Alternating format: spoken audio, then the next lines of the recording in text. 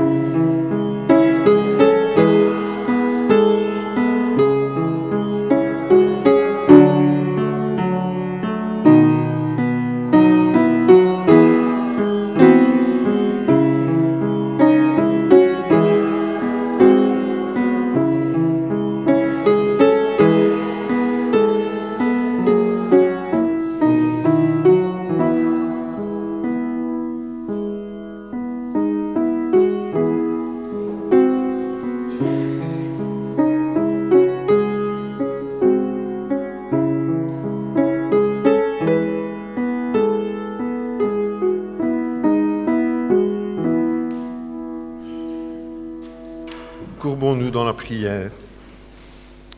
En effet, Seigneur notre Dieu, nous avons besoin de toi et ce matin, nous sommes réunis pour nous approcher un peu plus de toi, pour sentir ta présence. Merci, Seigneur, pour ta fidélité à notre égard.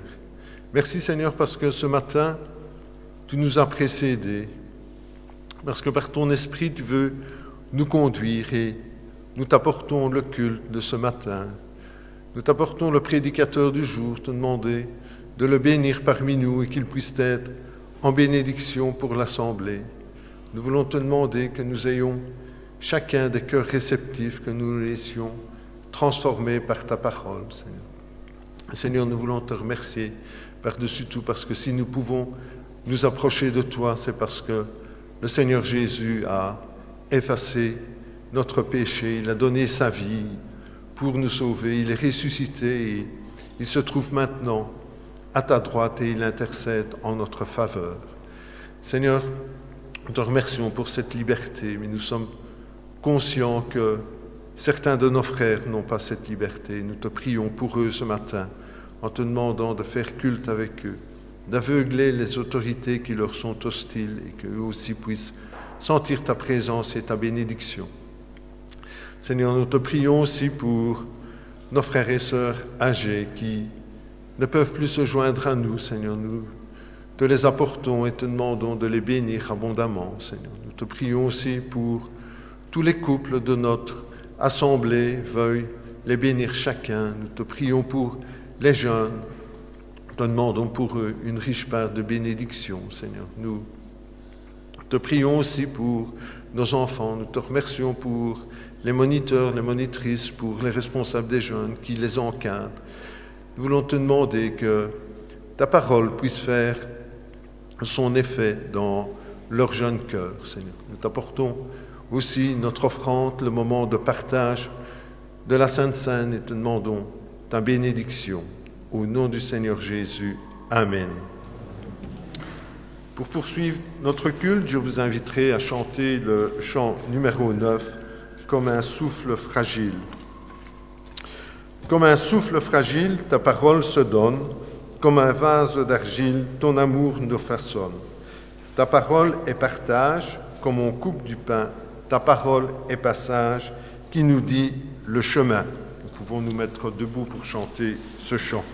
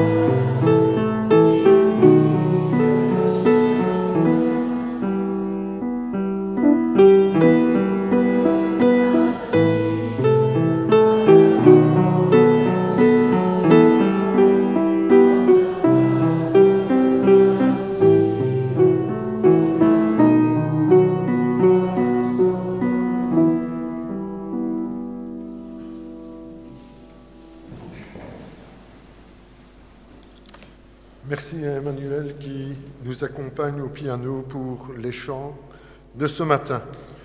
Je vous inviterai maintenant à ouvrir vos Bibles dans le livre des Psaumes au chapitre 103 et nous lirons ensemble ce psaume.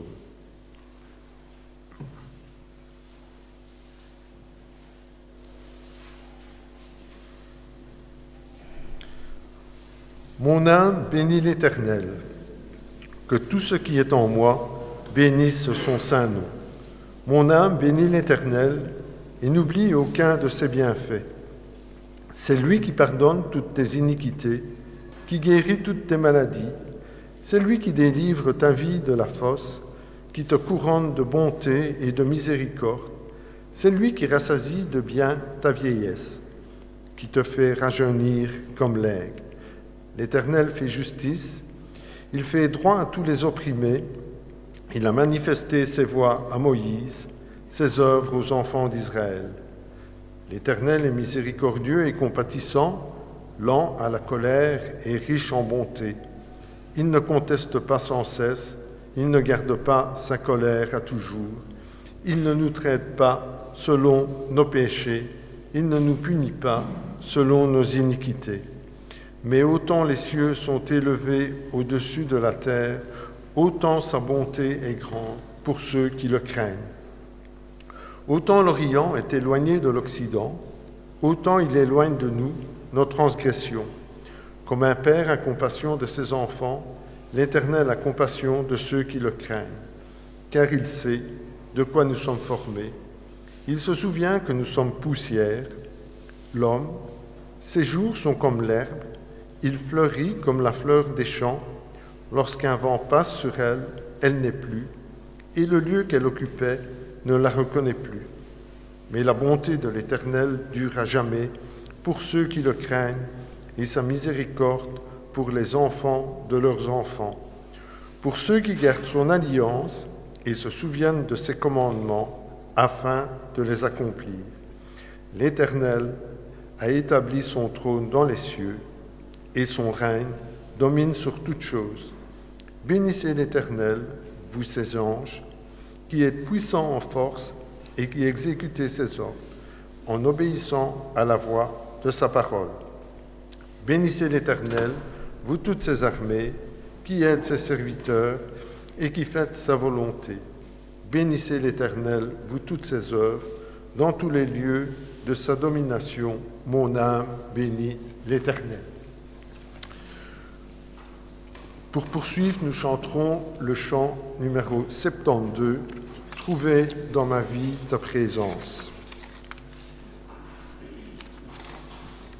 Trouver dans ma vie ta présence, tenir une lampe allumée, choisir avec toi la confiance, aimer et se savoir aimer, brûler quand le feu devient cendre, partir vers celui qui attend, choisir de donner sans reprendre, fêter le retour d'un enfant.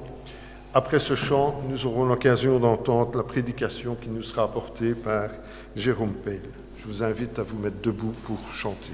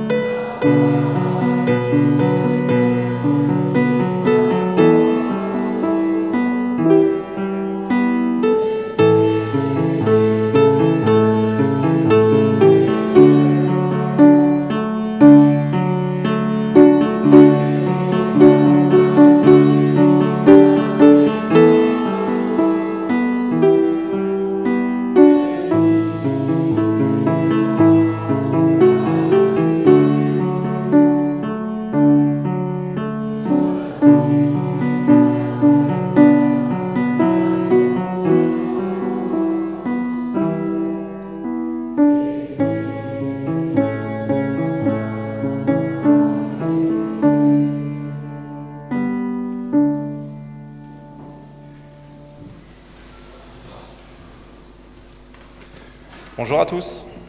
Est-ce que vous m'entendez correctement? Eh bien écoutez, c'est une joie pour moi de pouvoir être avec vous, parmi vous. Une joie de pouvoir partager la parole encore ce matin. Alors pour ceux qui ne me connaissent pas, et je pense que la plupart ne me connaissent pas, je m'appelle Jérôme, donc je viens de l'église de Couillet. Je suis ancien dans l'église de Couillet, donc j'ai fait un stage de 3 ans qui s'est clôturé il y a quelques mois. Et donc voilà, on a fait une assemblée générale et l'église a accueilli, m'a accueilli en tout cas les bras ouverts officiellement. Donc ça fait maintenant quelques années que j'ai l'occasion de partager la parole. Je m'occupe également des jeunes dans l'église. Et sinon au niveau personnel, donc je suis marié à Sam qui est présente. On a 2 beaux enfants de 11 et 10 ans. Et puis voilà, si vous voulez apprendre à me connaître un petit peu plus, on pourra en discuter après. Mais donc, sans transition, comme disent les journalistes, j'aurais pu débuter cette prédication avec une belle citation qui pourrait bien nous culpabiliser. J'avais une belle citation de John Piper qui parlait de la prière. Et puis, je me suis dit non, j'ai envie de vous ouvrir mon cœur ce matin. Et en fin de compte, on est tous pareils. On désire tous prier plus. On désire tous prendre du temps dans la prière, mais on a tous des difficultés à prier. Prier, c'est une discipline spirituelle qui est basique et pourtant qui est si difficile à appliquer. Alors aujourd'hui, je ne vais pas prêcher sur les freins qui nous empêchent à prier. Je n'ai pas envie de prêcher là-dessus parce que je pense qu'au plus profond de nos cœurs, on sait tous identifier au minimum une chose qui nous empêche de prier. Alors, le Seigneur me mettait vraiment sur le cœur, ça fait déjà un moment que je priais là-dessus, et ma prière, c'était « Seigneur, apprends-moi à prier ». J'ai vraiment ce désir d'apprendre à prier. « Seigneur, enseigne-moi comme tu l'as enseigné à tes disciples ». Et donc, cette prédication était pour moi réellement une opportunité de pouvoir approfondir la découverte de la prière, et j'ai pu découvrir une véritable richesse. Une véritable richesse. Et ce qui m'a également encouragé, c'est de savoir que même des grands hommes de Dieu ont eu des moments plus difficiles. Même des grands hommes de Dieu ont imploré Dieu, « Seigneur, apprends-moi à prier ». Martin Luther, le réformateur, celui qui a enseigné que le salut n'était pas gagné par nos actions, mais bien par un don gratuit de Dieu. Là, c'est la grâce de Dieu. Et il a fait face à Rome, il a fait face au pape en disant non, cette parole-là, c'est la parole de Dieu réellement. Cette parole est celle qui est source de connaissances divines révélées. Eh bien, ce même homme a galéré comme nous. Il a eu des difficultés comme nous et lui-même s'est tourné vers Dieu en disant « Seigneur, apprends-moi à prier ». Alors, on a tous un bagage minimum sur la prière. On connaît tous cette prière du Notre Père. On la connaît tous. Et je pense que le problème n'est pas un problème de connaissance, mais plutôt un problème de pratique. Je pense que le Seigneur désire de nous, je pense que le Seigneur désire faire de nous des hommes et des femmes qui aiment entrer dans la présence de Dieu, pour nous mettre à ses pieds, pour l'écouter, nous enseigner, nous expliquer toutes les choses du Père, du Fils et de l'Esprit. En fait, mes amis, je pense que ce qu'il nous faut, c'est avoir le goût de prier. Alors, nous autres au boulot, il nous arrive régulièrement d'aller manger un bout avec les collègues, et donc quand on est en réunion et qu'on termine la réunion, on se dit tiens, à midi, qu'est-ce qu'on fait? On mangerait bien un bout. Le réflexe, c'est MK Pasta. Je ne sais pas si, est-ce que quelqu'un connaît MK Pasta ici?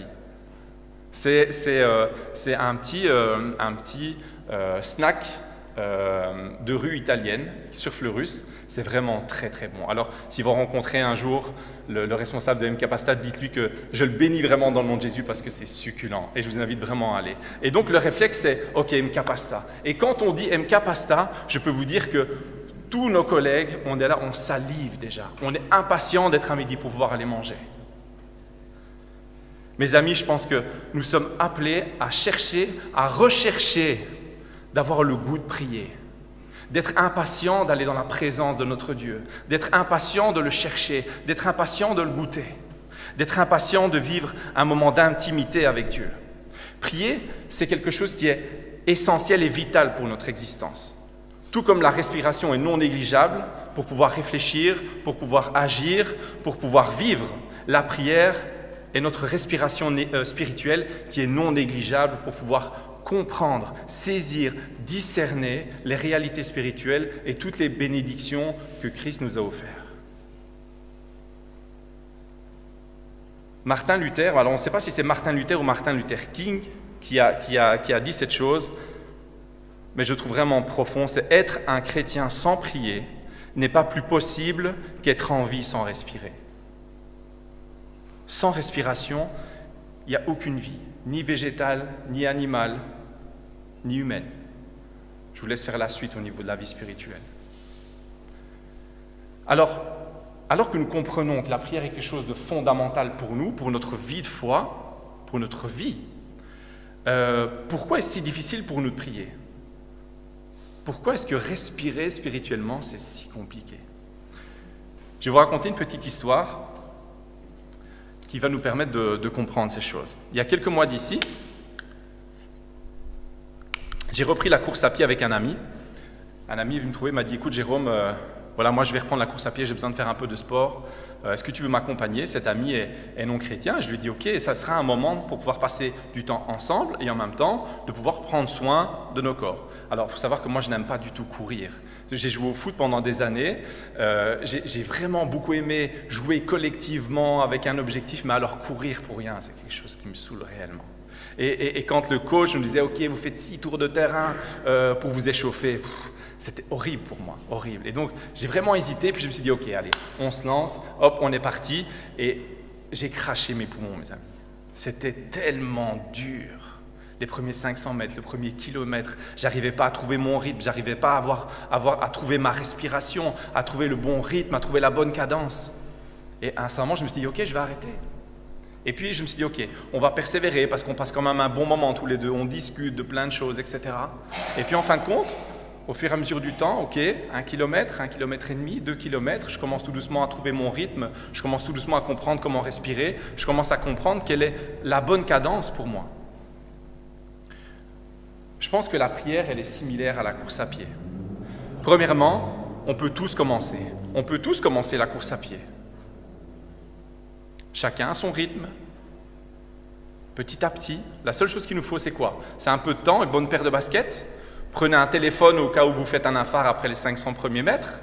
Mais sinon, mis à part ça, qu'est-ce qu'il nous faut d'autre? Une chose, une raison. Mes amis, j'avais une raison. J'ai trouvé une raison.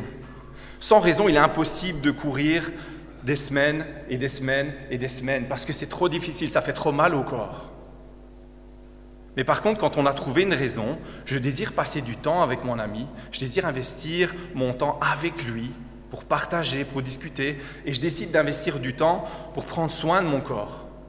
Mes amis, on peut faire le lien avec la prière. La prière, c'est une discipline spirituelle qui va nous permettre de passer du temps avec Dieu et de prendre soin de notre vie spirituelle. Parce que prier, c'est rencontrer Dieu, notre Créateur, et c'est le laisser prendre soin de notre âme.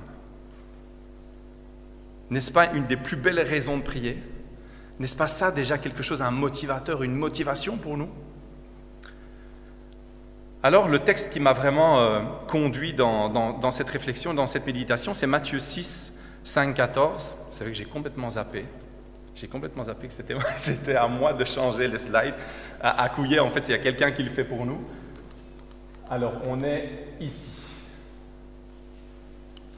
Je vous invite à ouvrir vos Bibles.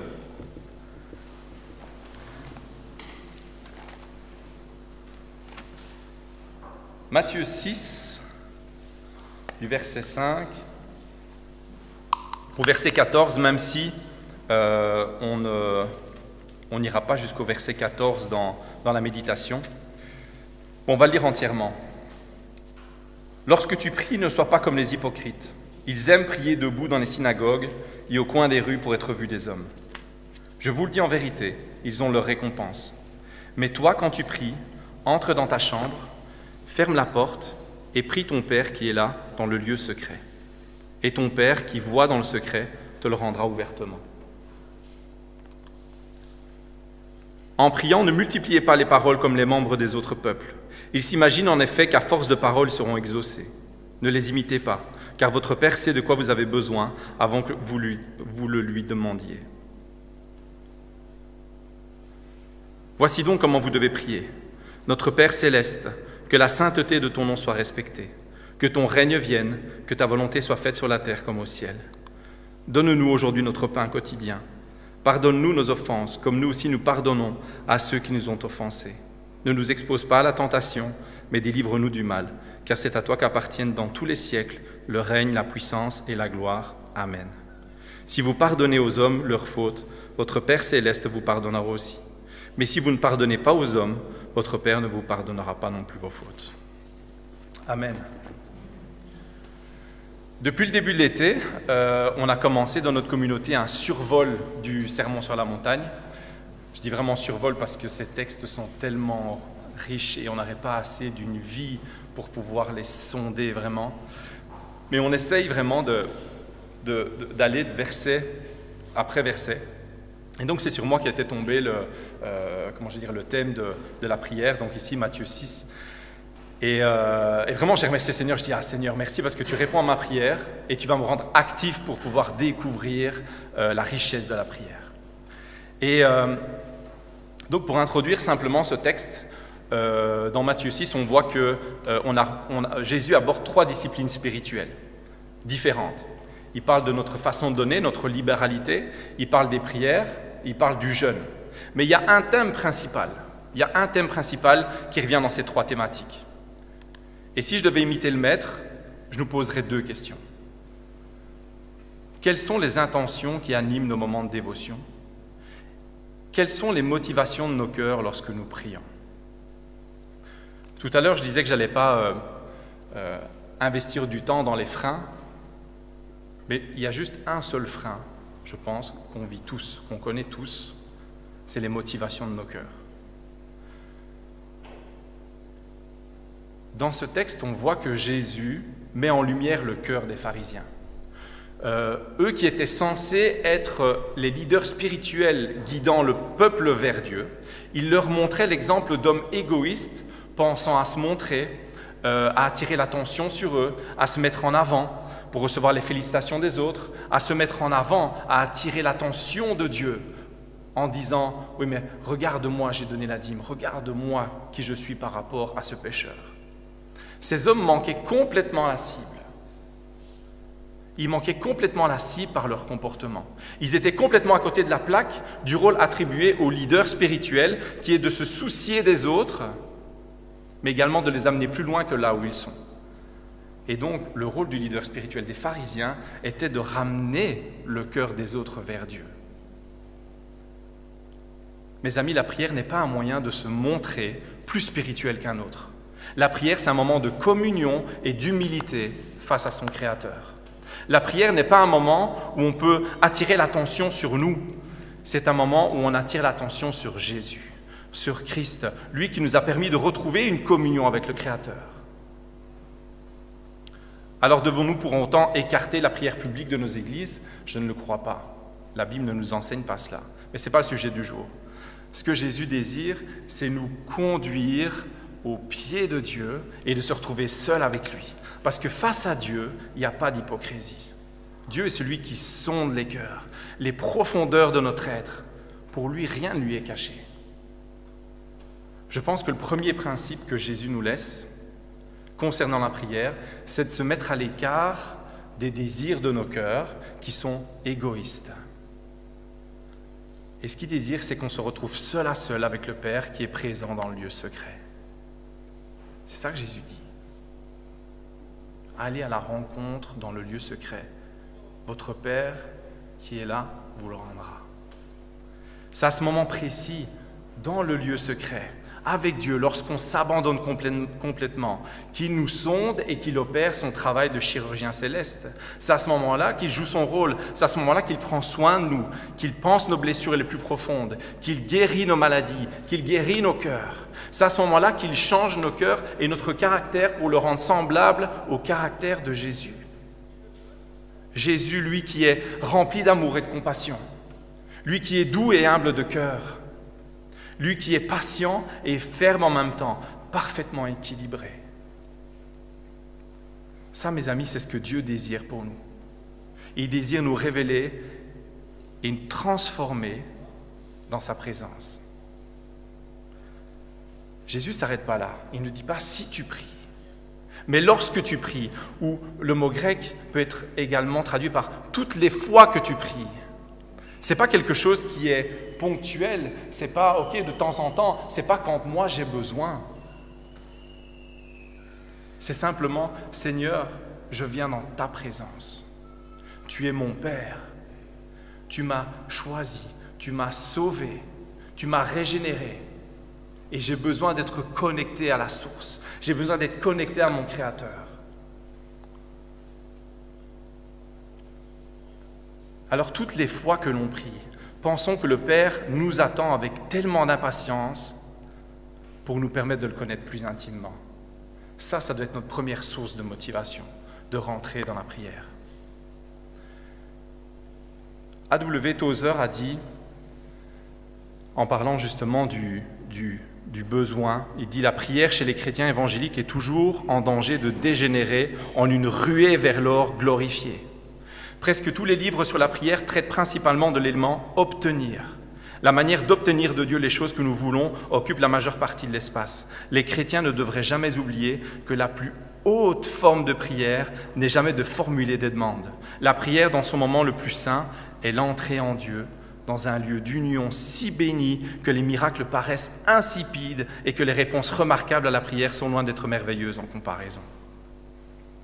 Alors pour terminer avec ce premier point, que notre motivation pour rentrer dans la prière soit comme celle du psalmiste qui dit « Je cherche ta face, ô Dieu ». Alors Jésus ne s'arrête pas à ce premier point qui était tourné vers notre manière d'entrer dans la prière en comparaison aux pharisiens, avec leur mauvaise motivation. Le second point, Jésus parle par rapport aux païens qui bégayaient. Ils répétaient sans cesse les mêmes choses, où ils utilisaient de nombreuses fois des mots inutiles. Alors, il y a juste une distinction à faire entre les mots inutiles et la persévérance.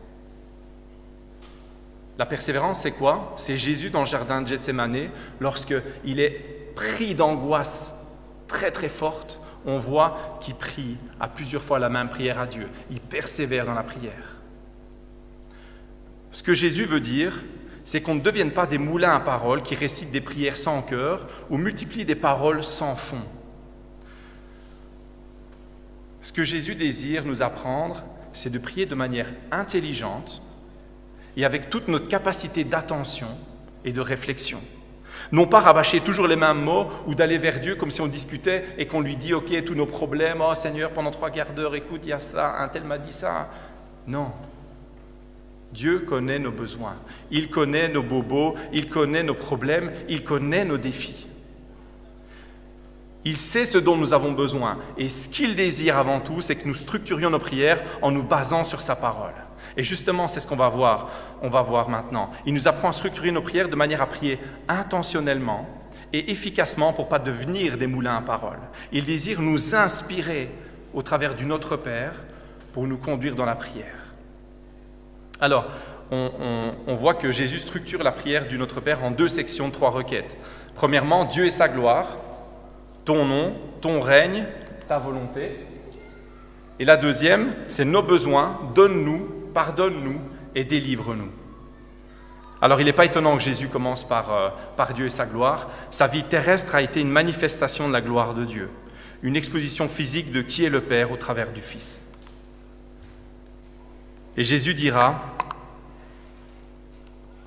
en vérité, je vous le dis, Le Fils ne peut rien faire de lui-même, il ne fait que ce qu'il voit faire au Père. Et tout ce que le Père fait, le Fils aussi le fait pareillement. Jésus nous donne une première ligne de conduite, d'une prière intentionnelle et intelligente. Débute par adorer Dieu et rappelle-toi de qui est ton Père dans le ciel.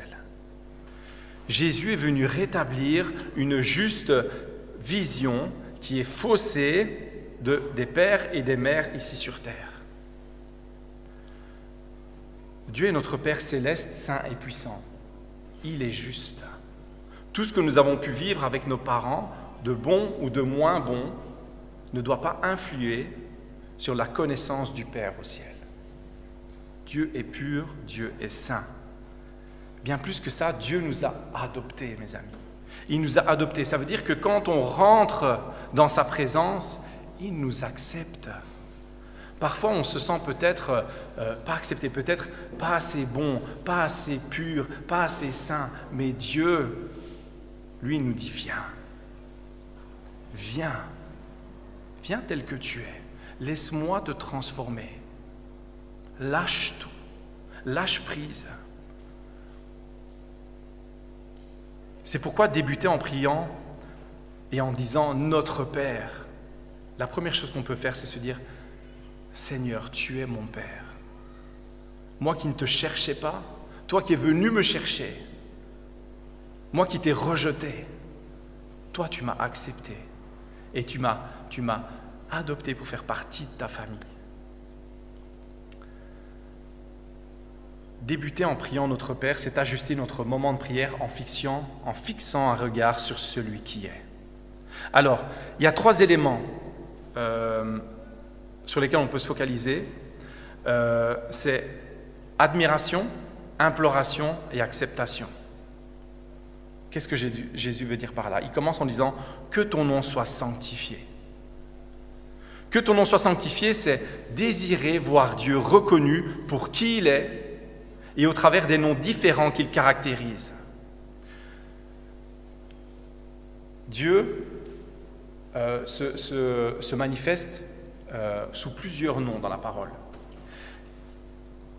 Et ce qui est riche, mes amis, c'est que lorsque je doute de mon salut, je peux m'adresser à Dieu en disant « Il est ma justice. Seigneur, tu es ma justice. » C'est lui qui est devenu péché pour moi afin que je puisse être revêtu de justice. Lorsque je viens à lutter avec un péché, il est notre sanctification. C'est par son sacrifice que nous sommes sanctifiés une fois pour toutes. Lorsque je suis dans le trouble, il est notre paix. Yahweh Shalom. Il nous revêt d'une paix intérieure qui ne dépend pas des circonstances. Lorsque je me sens abandonné, il est présent en nous. Il ne nous abandonne pas. Il ne nous laissera jamais. Lorsque je suis malade, il est notre guérison. Yahweh Rapha.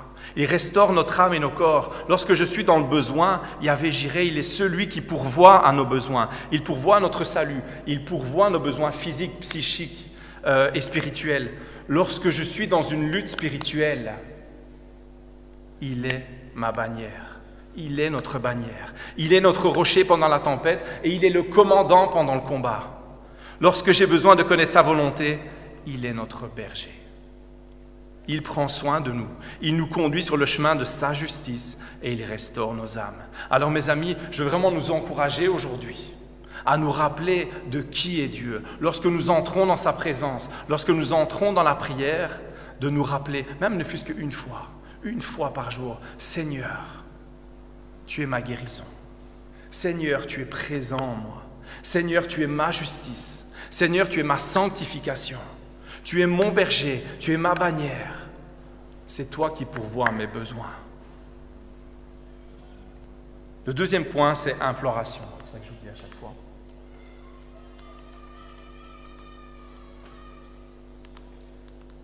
Et j'en oublie un.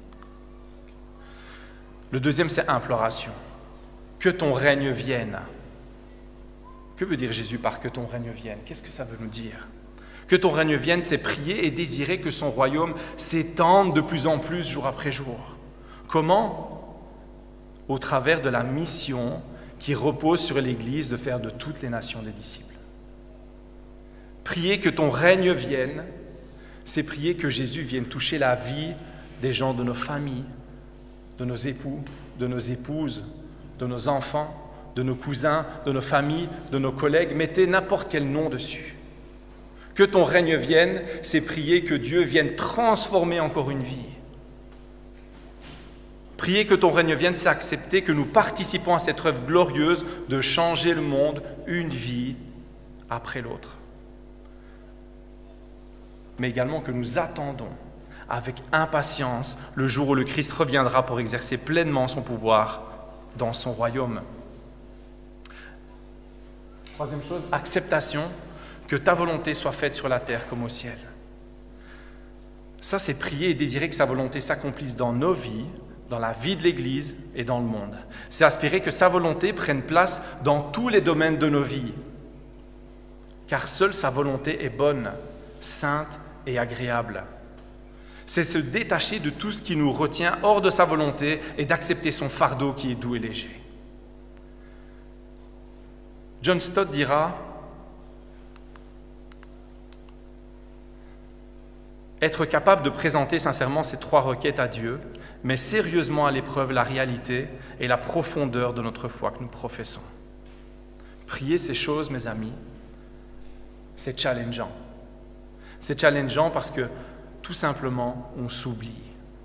Et cette première partie, cette première section dans le Notre Père n'a pas rapport à nous, mais à Dieu, à lui. Et donc, c'est un changement complet de nos priorités. Ce n'est pas mes besoins qui importent, c'est toi, Seigneur. Parce que sans toi, je ne suis rien. Sans toi, je ne serai pas en vie. Sans toi, je ne pourrai pas être réconcilié avec toi. C'est un changement complet de nos priorités. Il nous ramène au cœur de Dieu et de sa volonté. Alors, pour conclure, entamer nos moments de prière avec cette perspective nous permet d'abandonner nos désirs égoïstes au pied de la croix et de lever les yeux vers celui qui a été capable de nous accepter et de faire de nous ses enfants. Entamer nos moments de prière avec cette perspective nous permet d'entrevoir un espoir pour le monde, car c'est Dieu qui attire les âmes à lui et nous participons activement en intercédant pour elles. Mais bien plus, en rentrant dans la prière, en rentrant dans l'intimité avec Dieu, Dieu va nous guider vers les personnes que lui est en train de travailler. Il va nous donner l'envie de parler avec, l'envie de bénir, l'envie peut-être de dire quelque chose qui va peut-être réconforter, peut-être quelque chose qui va pouvoir encourager, peut-être de donner quelque chose, de participer. Mes amis, dans ces moments de prière, il y a des choses qui se passent. Dans ces moments intimes avec Dieu, il y a des choses qui se passent. Entamer nos moments de prière avec cette perspective nous permet d'expérimenter la grâce et la gloire de Dieu, tout simplement parce que nous croyons. Cette prière nous expose à une autre priorité, qui est de nous préoccuper de ses affaires. Jésus dira en Matthieu 6, un petit peu plus loin, il dira « Préoccupez-vous du royaume de Dieu et de sa justice, avant vos propres besoins. » Là, je paraphrase. « Préoccupez-vous du royaume de Dieu et de sa justice. » Prier, cette première section du Notre Père, c'est ça, mes amis. C'est nous préoccuper premièrement du royaume de Dieu et de sa justice, et puis nous abandonner à la volonté de Dieu. Et croyez-moi, il prend soin de nous. Amen. On va prier ensemble. Seigneur notre Dieu, nous te disons encore merci, Seigneur, car tu nous as laissé ta parole encore aujourd'hui. Et ce que tu désires, c'est que nous soyons encore plus proches de toi, Père. Ce que tu désires, Seigneur, c'est que nous puissions venir goûter à l'intimité avec toi. Parce que, Seigneur, c'est à ce moment-là que tu changes nos cœurs. C'est à ce moment-là, Seigneur mon Dieu, que toi, tu opères le miracle. C'est à ce moment-là, Seigneur, que nous rencontrons, que nous découvrons des nouvelles facettes de toi. C'est à ce moment-là, Seigneur mon Dieu, que nous sommes émerveillés par toi. Alors Père, je prie, Seigneur mon Dieu, afin que nous puissions apprendre à prier et avoir soif de prier, avoir soif de rentrer dans ta présence. Viens changer encore, Seigneur mon Dieu, nos mentalités, nos perspectives. nos priorités. Viens passer avant toute chose. Car tu es Dieu. Tu es Dieu. Que ton nom soit encore béni, Père. Dans le nom de Jésus, je te prie. Amen. Merci à notre frère Jérôme pour la méditation de ce matin et pour cet enseignement ô combien important sur la prière. Nous poursuivrons notre culte et nous louerons maintenant le Seigneur avec nos offrandes. Et pendant que nous louons le Seigneur avec nos offrandes, nous chanterons le chant numéro 52, « Toi qui disposes ». Toi qui disposes de toutes choses et nous les donnes chaque jour, reçois au Père notre prière de reconnaissance et d'amour. Que par ta grâce, l'instant qui passe serve à nous rapprocher de toi et qu'à chaque heure, vers ta demeure, nos cœurs s'élèvent par la foi. C'est le chant numéro 52.